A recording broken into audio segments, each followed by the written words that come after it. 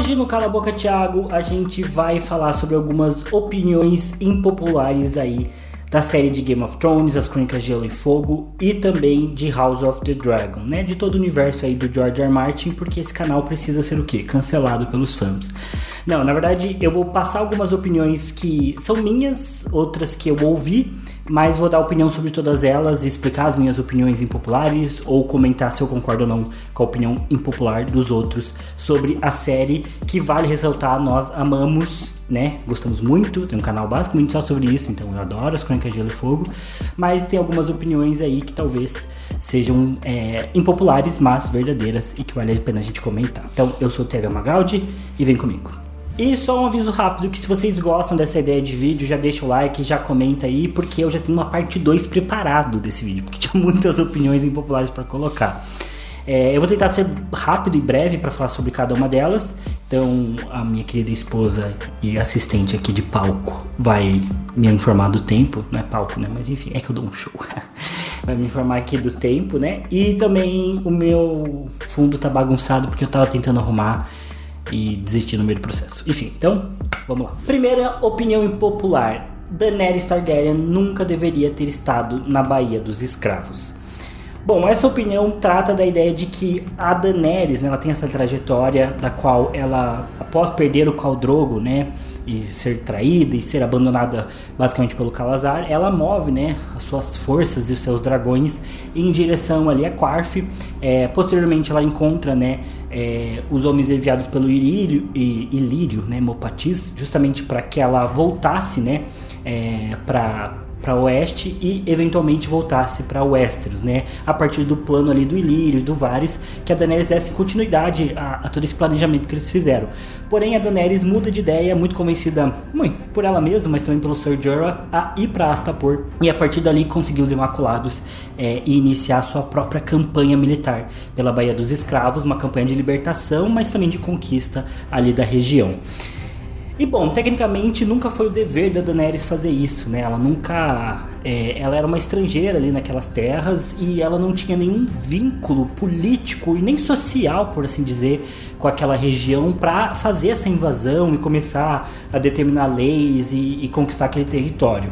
Então tem um grupo de fãs, essa opinião não é minha, mas tem um grupo de fãs que observa, né, esse ímpeto da Daenerys de ir conquistar essas terras e vê isso como algo desnecessário, né?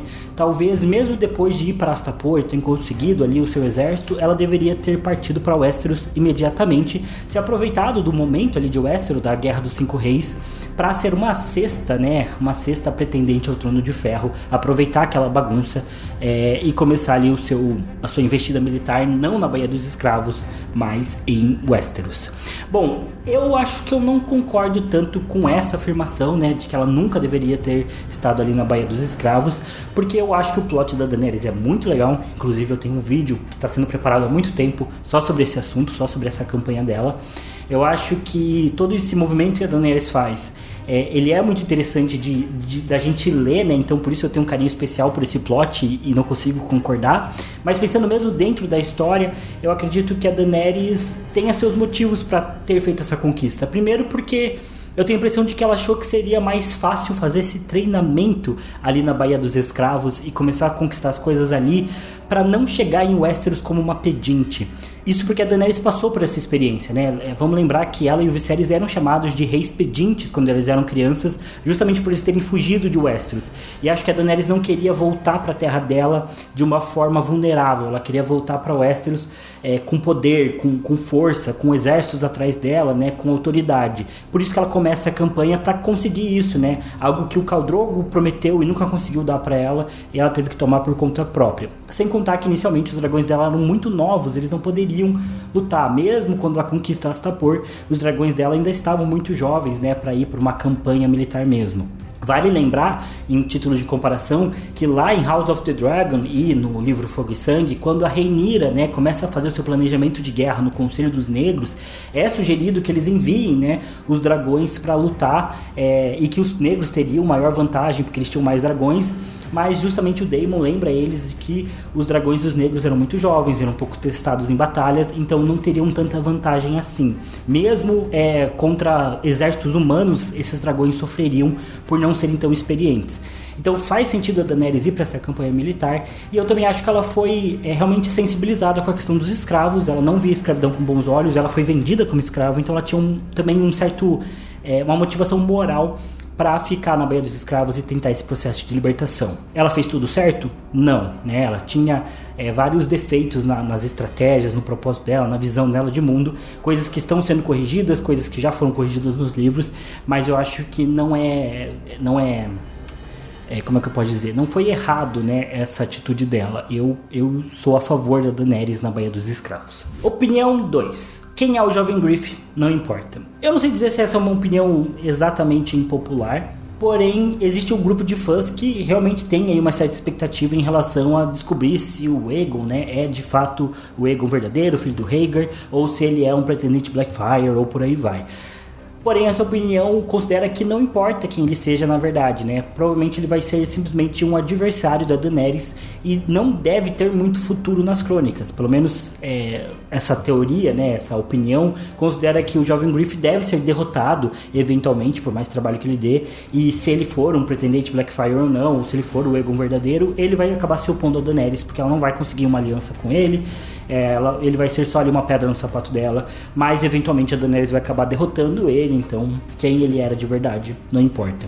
E eu não vou me demorar muito nessa opinião, porque eu acho que eu concordo e acho que faz bastante sentido. Eu acredito que ele seja um pretendente Blackfyre, eu não acho que ele é de fato o filho do Rhaegar, mas eu realmente também concordo que não vai fazer muita diferença. Eu acredito que ele vai se opor a Daenerys. Eu até falei num vídeo, né, sobre talvez Arianne Martell, não sei, de que provavelmente Dorne vai se aliar, né, junto com o jovem Griff, eles vão ter ali um movimento militar deles, que talvez eles consigam superar os Lannisters, né, e conquistem Porto Real, e quando a Daenerys chegar, ela não vai ter que enfrentar a Cersei e os Lannisters, mas sim o jovem Griff com o apoio de Dorne.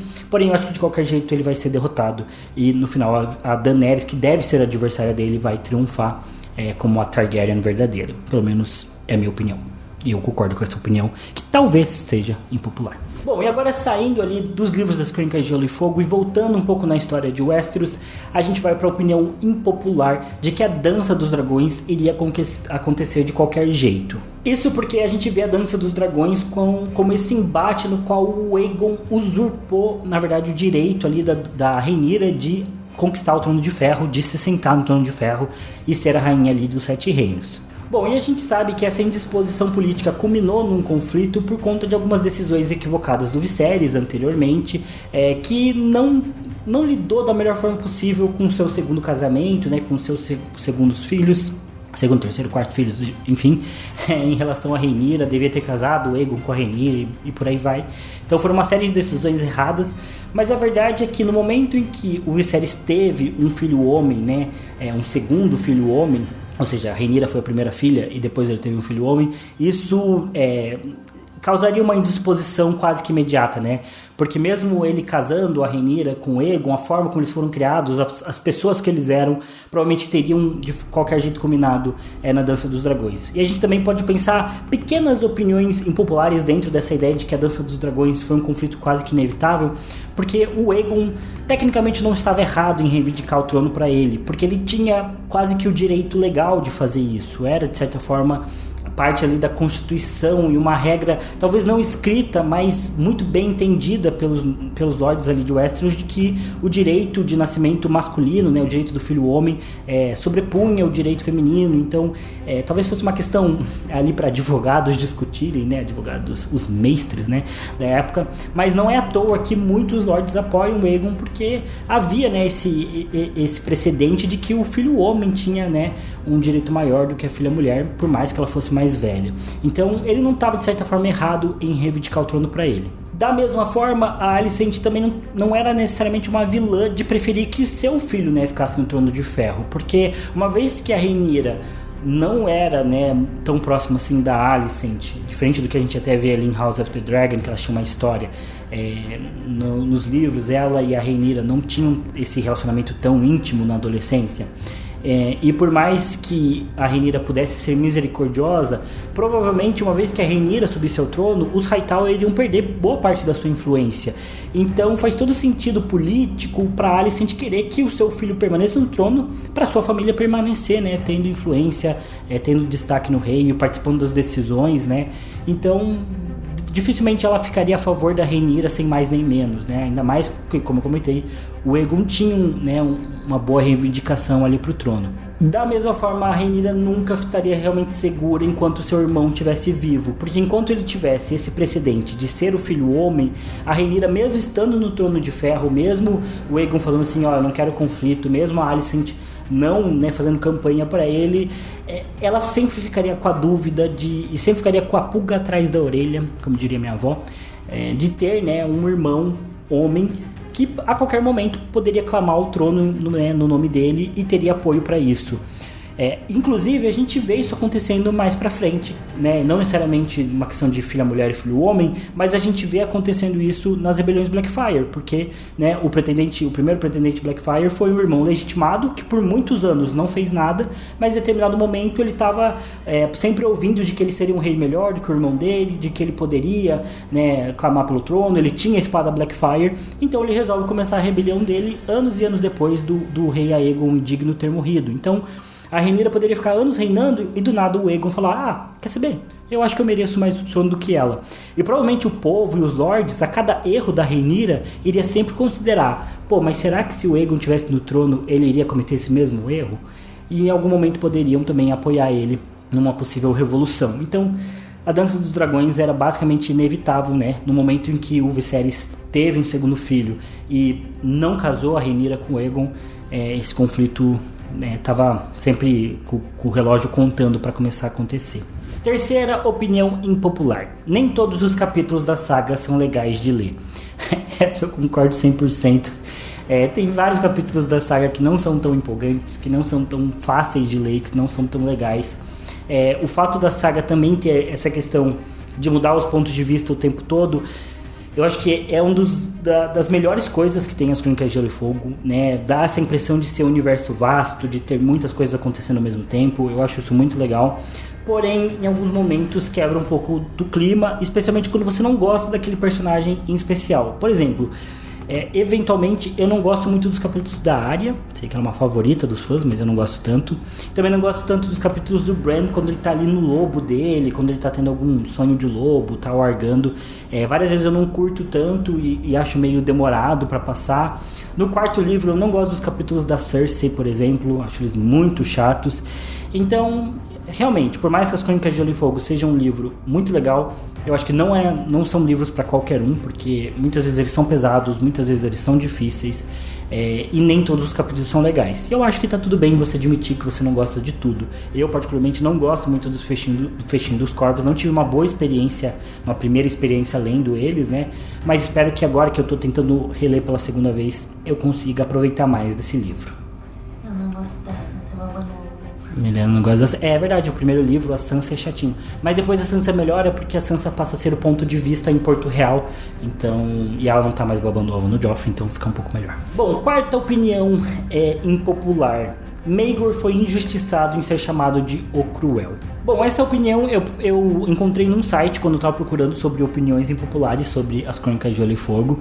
E basicamente ela se baseia na ideia de que a fé do Sete precisava ser contida e que o Maegor não era errado em fazer isso. Só que eu discordo completamente dessa opinião, porque eu não acho que o Maegor é considerado cruel porque ele simplesmente conteve a fé do Sete, e sim porque ele foi extremamente cruel na forma como ele conteve a fé do Sete, né? Ele era um cara bastante impiedoso de modo geral, então no mínimo ele deveria ser chamado de Maegor o Impiedoso.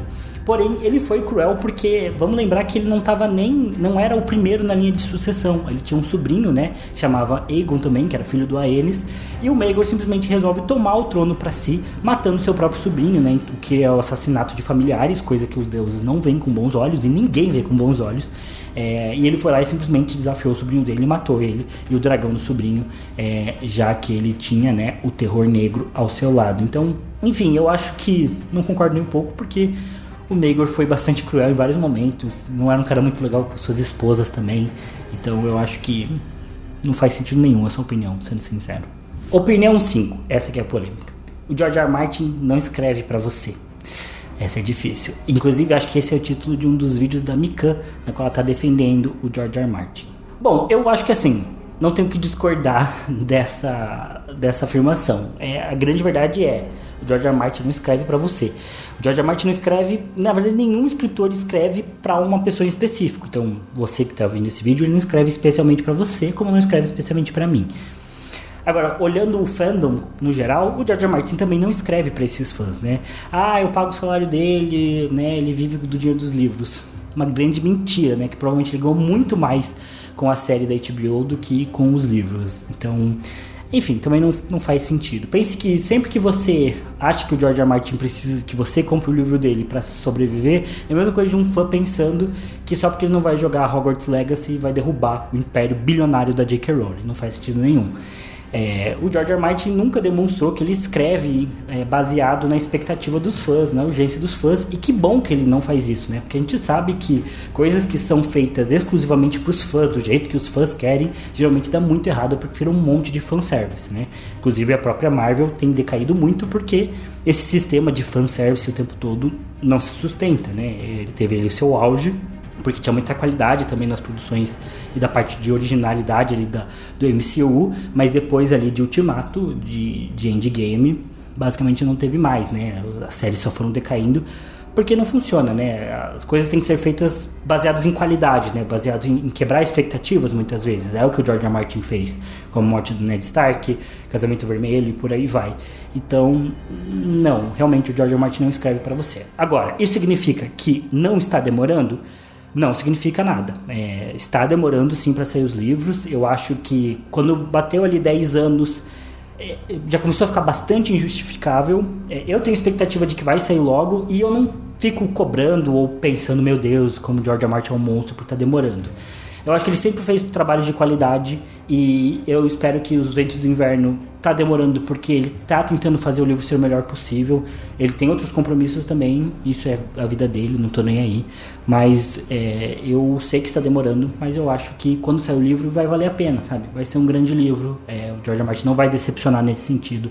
Então por isso que eu não me preocupo. E também acho que boa parte da urgência de alguns fãs vem do fato das últimas temporadas de Game of Thrones não terem sido muito boas. Acho que isso acaba impactando bastante também, porque ficou com essa sensação de que a gente precisa ter o final original da série, né? O final verdadeiro, e não aquilo que a gente viu ali com a 7ª e 8ª temporada de Game of Thrones. Então acho que isso acaba impactando bastante também na expectativa ali dos fãs. Mas calma, gente, vai dar tudo certo, esse livro vai sair. Também tem muita gordofobia e bastante preconceito por conta da idade do George R. R. Martin, do fato dele ser gordo. Ele nem é tão velho assim, vamos lembrar que ele é milionário, né? Então, só do fato dele ser milionário, a expectativa de vida dele já aumenta muito. As pessoas olham que ele é gordo e falam, ele não é saudável, ele vai morrer. Primeiro que é bastante cruel esse pensamento, eu detesto quando comentam isso nos vídeos, eu tenho vontade até de excluir os comentários às vezes, porque eu acho muita maldade, mas enfim, vai dar tudo certo, ele vai publicar e se Deus quiser publica até o 7º livro também, mas eu não vou prometer nada, esse é que só pela demora natural dele escrever, talvez, enfim, realmente demore. Sexta opinião impopular, eu acho, essa é uma opinião minha. A 6ª temporada foi a melhor temporada de Game of Thrones. Essa é uma opinião minha que eu defendo. Muita gente fala que até a 5ª temporada GOT foi ótimo, daí a 6ª não foi tão boa, a 7ª e 8ª foram horríveis. 7ª e 8ª foram horríveis, mas eu acho que a 6ª temporada é a melhor temporada que tem. Pra mim, tem um ponto de que foi a primeira temporada que eu assisti acompanhando enquanto saíam os episódios, então ela tem um lugar especial no meu coração, porque eu maratonei, né, da primeira à 5ª temporada, eu comecei a assistir lá em 2015, e aí tive toda aquela expectativa de esperar a 6ª sair, de saber se o Jon Snow estava vivo ou não, inclusive eu e a Milena éramos namorados na época, ou nem sei se a gente namorava, né, acho que a gente era só amigo ainda. Mas a gente assistia juntos os domingos no HBO Go, que era um aplicativo horroroso da HBO, graças a Deus pelo HBO Max também. Então era um aplicativo horroroso, caiu o tempo todo. A gente assistia junto. Eu assistia porque eu tinha HBO e eu ficava com um FaceTime gravando a tela pra Milena poder assistir.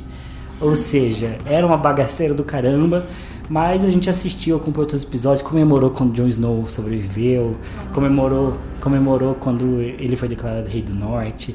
E pra mim, Batalha dos Bastardos, né, e o Jon Snow ser declarado Rei do Norte, com a Cersei, né, explodindo o septo de Baelor e se tornando rainha, são coisas que eu nunca vou esquecer. Eu lembro que o primeiro episódio da sexta temporada é bem fraquinho, mas depois pra mim ela melhora muito. E eu gosto muito dessa temporada. Então ela tá gravada no meu coração. E pra mim ela é a melhor da série. E eu já vi muita gente falando que ela tem os melhores episódios, né? O episódio 9 e o episódio 10. Muita gente considera os melhores da série. Então eu acho que tem argumentos aí pra dizer que ela realmente é a melhor. Mas enfim, também aceito se você discordar. Sétima opinião impopular. George R. R. Martin precisa parar de incluir personagens e reduzir a trama. Essa foi a opinião que alguém deixou nos comentários quando eu falei sobre o filho do Robb Stark aparecer no prólogo do sexto livro e ser o herdeiro do norte. Teve um moço que comentou, eu não sei se o Diego conseguir pegar o comentário dele e colocar na tela, vai ser legal, mas eu acabei não anotando o nome dele. Mas ele comentou que ele acha que não faz sentido ter um herdeiro do norte ali no prólogo, porque tá na hora do George R. R. Martin começar a fechar as tramas, considerando que tem 2 livros, né? E não abrir mais personagens, porque tem muita coisa pra acontecer. E essa é uma opinião impopular, porque eu acho que seria muito legal ver novas tramas surgindo, no sentido do herdeiro do norte, né, ver uma coisa nova acontecendo aqui e ali na série, mas eu preciso concordar. Eu acho que realmente faz sentido pensar que o George R. R. Martin precisa focar agora em reduzir as tramas e não incluir novos, né, subtextos, novos plots. Tem muita coisa para ser realmente fechada, e a gente sabe que justamente a dificuldade do George R. R. Martin vem de colocar os personagens certos no lugar certo, na hora certa, de uma forma natural. Existe o famoso nó de Meereen, que foi o que atrasou o 5º livro. Talvez o que esteja atrasando o 6º livro seja um desses nós também, algo que está acontecendo e que o George R. R. Martin precisa criar uma forma mais natural dos personagens chegarem até um ponto. Como eu disse, eu acho que o George R. R. Martin não vai decepcionar, mesmo que ele inclua novos personagens. Mas esse comentário faz bastante sentido. Realmente acho que o foco dele tem que ser em reduzir a trama e não em expandir ela nesse momento. Oitava opinião impopular. Jon Snow não tem que se voltar pro seu lado Targaryen. É isso. Eu também concordo com essa opinião. Acho que o Jon não tem nada de Targaryen nele. Me incomodava muito na série, com toda essa coisa de ele é Targaryen, não sei o que, ele é Targaryen, ele vai assumir o trono. O Jon Snow primeiramente não queria nem reinar, nunca quis, nunca foi o foco dele isso. Ser senhor comandante da Patrulha da Noite já é too much pra ele. Imagina ser rei do norte, imagina ser rei de Westeros. Não faz sentido nenhum, nunca teria apoio, mesmo que se revelasse que ele era filho do Rhaegar, ele nunca teria o apoio suficiente pra isso. Acho que o personagem não faz sentido querer isso. Então assim, simplesmente, inclusive acho que dá pra incluir aqui nessa ideia de opinião impopular do Jon Snow, eu acho que o final dele foi ótimo. Não matar a Daenerys, acho que isso não foi legal, mas ele ter ido pra lá da muralha com os selvagens, eu acho que faz sentido pro Jon, de criar esse novo estado ali em Westeros, né, dos selvagens, e de liderar isso, porque o Jon Snow é um cara que não tinha lugar. Ele tinha o lugar dele com alguns dos irmãos que gostavam dele, com o próprio Ned, mas ali ele já era deslocado. Foi na patrulha que ele se encontrou, foi com os selvagens, com a Ygritte, que ele se encontrou um pouquinho mais. Então faz sentido o lugar dele ser da muralha pra lá, sabe? O Jon Snow nunca quis ser rei, ele não precisa de um destino de rei, não tem que ser o plot dele esse, e eu não vejo isso acontecendo de uma forma orgânica e prática, porque o que a gente viu na série foi tudo menos orgânico e prático. Então eu realmente acho que o Jon Snow não tem que ter nada assim de buscar esse lado do Targaryen dele. Ele tem que continuar sendo o bastardo do Ned Stark, o senhor comandante da Patrulha da Noite e só. No máximo Rei do Norte, que daí eu particularmente gosto. Acho que é a 9ª opinião impopular, já perdi a conta. Lyanna Stark é culpada da morte de seu pai e seu irmão. Essa opinião foi uma insight que eu tive no último vídeo que eu fiz falando sobre o Rei Louco e que deu origem a esse vídeo aqui, porque eu fiquei pensando que a gente considera, eu sempre falo que a Lyanna Stark foi raptada ou fugiu com o Rhaegar, né? A série nos mostrou que ela fugiu com o Rhaegar para casar e foi pra Torre da Alegria, enquanto o livro sugere isso com alguns indícios que a gente complementa com o que a gente viu na série, mas ainda a opinião dos personagens dos livros, que a gente sabe nos livros de fato, é que a princípio a narrativa de que a Lyanna acabou sendo raptada pelo Rhaegar Targaryen. Então Geralmente a gente pensa assim, o Rhaegar raptou a Lyanna, daí começou toda a guerra, então o rei Aerys era louco, então basicamente a gente coloca a rebelião do Robert até o fim da dinastia Targaryen muito na conta do rei Aerys e do Rhaegar. Mas gente, a Lyanna Stark, especialmente, na verdade assim, se ela fugiu com o Rhaegar, ela tem muita culpa, porque assim, ela era uma nobre, e eu e Milena, a gente sempre fala sobre essa questão das pessoas famosas, né? Uma pessoa famosa, ela tem muita glória, né? Todo mundo olha pro famoso, ganha foto, ganha mimos, ganha presentes, ganha milhões. As pessoas famosas têm muito destaque na sociedade, seja em qual área que for. Porém, quando elas fazem algo errado, elas também são muito criticadas. Só que, por mais que isso não seja necessariamente justo, é uma certa forma de equilibrar essa balança. Uma pessoa que é muito famosa, que tem uma glória, assim, que às vezes ninguém consegue explicar porque gostam tanto daquela pessoa, ela precisa ter uma responsabilidade social maior também. É por isso que pessoas famosas que demonstram isso, que são famosos, são boas na sua área, mas também tem uma responsabilidade social, sei lá, Kobe Bryant, por exemplo, o LeBron James, tô com exemplos do basquete na cabeça, mas que são pessoas muito engajadas em causas, ou foram no caso do Kobe, são pessoas que a gente valoriza também por esse sentido, né? Que fazem algo pela sociedade, que não ficam sendo levianas, assim, cometendo erros. Por isso que é tão bizarro pessoas valorizarem celebridades que estão o tempo todo nas drogas, ou o tempo todo fazendo cagada, batendo carro, batendo na esposa, um monte de bizarrice, né? Existe esse equilíbrio. E a Lyanna Stark era uma nobre em Westeros, ela era a elite de Westeros, né? Uma das principais casas ainda.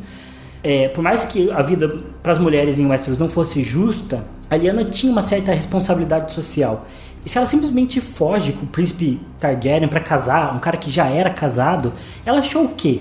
Sem avisar ninguém. Ela achou que ia ficar tudo bem, ela achou que ia ser só uma brincadeira, ela achou que os irmãos dela e o Robert não iam ir atrás dela, ela achou que quando eles, né, falassem pro Aerys que o Rhaegar deveria ter sequestrado ela, que o Aerys, que já tinha fama de ser rei louco, ia agir super bem com isso, ela não pensou na situação. De qualquer jeito, se a Lyanna Stark fugiu com o Rhaegar, ela é diretamente responsável pela morte do Brandon e do pai dela, que morreram de uma forma bastante cruel. Ela também é responsável por ter jogado junto com o Rhaegar ali Westeros na guerra e, né, talvez junto com o rei Aerys, ela é uma das maiores culpadas. E é engraçado porque a história diz claramente que a Lyanna não queria casar com o Robert Baratheon porque sabia que ele não seria fiel no casamento. Então é curioso pensar que a Lyanna tinha essa preocupação com a fidelidade no casamento, mas fugiu com um cara casado. E a gente geralmente dá uma endeusada na Lyanna, né? Meu Deus, a Lyanna Stark, a Rosa Azul, mãe do Jon Snow, perdão, blá blá blá. Mas ela é bem culpadinha, né? Ela não é essa florzinha, não. Então, enfim, fica aí o questionamento, né? Sou muito orgulhoso da sua opinião, nunca vi ninguém falando sobre isso. Olha só. É uma rosa cheia de espinhos. Uma rosa envenenada, isso sim. Vamos lembrar que a Batalha do Tridente foi a maior batalha da história de Westeros. Então uma galera morreu. Tudo bem, não foi culpa da Lyanna, mas dava pra evitar. 10ª e última opinião impopular. Essa também é uma opinião bastante minha. E essa aqui que leva meus vídeos pro caminho do cancelamento quase sempre. Porque pra mim, os Targaryen não são os protagonistas da história. Simples assim. Na verdade, não é tão simples. Eu acho que tem uma divisão bem grande. Os Targaryen são os protagonistas da história de Westeros. Eu acho que isso é muito evidente. Eles foram a maior dinastia da história de Westeros e quase tudo que acontece, até agora nos livros, tem uma relação forte com os Targaryens, né? O legado que eles deixaram é muito grande, o legado que o Aegon Conquistador começou é muito grande. Então é difícil não relacionar a história de Westeros com a história Targaryen, porque é o que a gente sabe da história de Westeros é a história Targaryen. Então, de modo geral, eles são sim os protagonistas da história de Westeros. Porém, quando a gente olha as Crônicas de Gelo e Fogo, né? Do primeiro livro, A Guerra dos Tronos, e provavelmente até o último livro, né, o famoso O Sonho de Primavera, eu acho que nessa narrativa que a gente está olhando, e que é a narrativa principal que a gente está olhando, os Targaryens não são os protagonistas. Das casas importantes, eles são a menor casa que aparece no livro, que tem menos destaque. É claro que a gente tem a Daenerys como uma das personagens central, junto com o Jon Snow, provavelmente os dois grandes protagonistas da trama, mas esse conceito dos Targaryen como protagonistas, que a gente vê os fãs de uma maneira geral exaltando muito os Targaryens como deuses, como heróis, que todo mundo tem que ser Targaryen, né? O Jon Snow tem que ser Targaryen, ele tem que seguir esse caminho, o Tyrion tem que ser Targaryen, né? Ele tem que ser filho do Rei Louco, né? As 3 cabeças do dragão, toda essa parte de profecias. Eu acho muito curioso porque eu acho que o George R. R. Martin deixa claro nos livros uma crítica muito forte em relação a isso. Eu acho que os livros apontam para um caminho de mostrar que esse apego às profecias e a esses mitos geralmente acaba dando errado, né? Os mitos não conseguem se manter, eles acabam caindo e as profecias nunca acontecem como as pessoas esperam que elas aconteçam. Então, esse ímpeto que os fãs têm de acreditar que os Targaryen são grandes heróis, que eles são grandes salvadores, quase semideuses, né? Dessa adoração que eu chamo de Targaryen-gogia que os fãs têm, eu acho ela extremamente equivocada e exagerada. Acho que os Targaryens não são os protagonistas das Crônicas de Gelo e Fogo, né? A gente tem muito mais destaque para outros núcleos de personagens, para os Baratheons, para os Lannisters, para os Starks, de modo geral. Acho até que Game of Thrones começa, e talvez a série Game of Thrones por bastante tempo, né? Talvez até ali a terceira temporada fique bem claro que pra série os Starks eram os protagonistas, né? É bem difícil você não perceber que os Starks têm muito mais destaque, porque tem muito mais personagens de Starks no começo. Então, né, todo o núcleo da Sansa, da Arya, do Jon, do Robb, né? E do Bran, eles têm um dinamismo muito maior. Depois a gente vai vendo personagens como o Jaime Lannister ganhando mais destaque, a própria Cersei, e nos livros é assim também, né? O Jaime passa por toda uma jornada de redenção, a Cersei começa a administrar ali Porto Real com os filhos dela, o Tyrion tem toda a jornada dele que vai se encontrar agora com a Daenerys, mas os livros ainda tem os Greyjoy, os livros tem os Tyrell também, Dorne, que tem muito destaque nos livros. Então assim, eu acho que os livros deixam bem claro que as Crônicas de Gelo e Fogo, né, esse período da história de Westeros, que é o que a gente tem de livro para ler, quando George R. R. Martin pensou em contar essa história, ele não pensou nos Targaryens, né? Eu acho que o George R. R. Martin, eu sei que ele nem queria incluir dragões inicialmente, tanto que um dos livros tem uma dedicatória para uma pessoa e ele diz que me obrigou a incluir os dragões, então nem era um ponto inicial dele. E eu sei que o plot inicial sobre as Crônicas de Gelo e Fogo foi aquela cena em que os Starks estão caminhando na neve e encontram, né, o lobo morto por um veado, né, o lobo gigante morto por um veado. Então essa foi a primeira cena que o George R. R. Martin pensou. E acho também que o plot dos outros deve ser predominante, especialmente agora pro final da história, deve ter cada vez mais destaque. Mais uma vez tirando, né, limpando ali essa parte dos Targaryens da história. É por isso que eu não acredito que essa profecia do Aegon é algo realmente relevante nos livros. É algo que não apareceu até agora nos livros e é algo que, se tiver nos livros, vai ter outro significado que não foi o que foi mostrado na série, né? Vamos lembrar também que Fogo e Sangue não aponta o desejo da Rhaenyra de reinar como parte de uma profecia de unir o reino. A Rhaenyra queria reinar porque ela achava que esse era o direito dela e porque ela queria ser rainha. Enfim, falei muito mais do que eu devia, o vídeo tá bem mais comprido, deve ser o maior vídeo do canal em bruto, né? Quanto tempo tá? 36, talvez seja o maior em bruto mesmo. Já deu 40 uma vez? Enfim, não sei. Mas é isso, Diego, desculpa, o vídeo ficou longo. Mas deixem nos comentários quais dessas opiniões impopulares vocês concordam, quais vocês discordam, quais são as suas opiniões impopulares aí dos livros. Vamos fazer uma verdadeira guerra nos comentários, mas sempre com muito respeito e amor no coração pelo seu colega que também gosta muito das Crônicas de Gelo e Fogo. Vamos lembrar, todo mundo aqui é fã e não hater, eu espero. E é Targaryen, não Targaryen. E é Targaryen. Uma outra opinião impopular. Quem fica me corrigindo dizendo que eu falo Targaryen em vez de Targaryen é bastante chato. Mas eu acho que essa é uma opinião bem correta. Mas é isso, pessoal. Obrigado por terem acompanhado o vídeo até aqui. Eu vejo vocês no próximo. Valeu, falou e até mais. Take 1. Quer dizer, take 1. Diego, esse vídeo não tem... Quer dizer, tem teleprompter, mas não tem texto, tá? Então talvez ele seja mais parecido com as dinâmicas anteriores. Então não vai ter coisa pra você ficar colocando zoeirinha no final. Ou sim, né? Eu não sei. E vai ter 50 minutos. Não vai ter 50 minutos. Vai ser rápido. Vamos lá. Preciso dar algum aviso? Deixa eu pensar. O ônibus passando.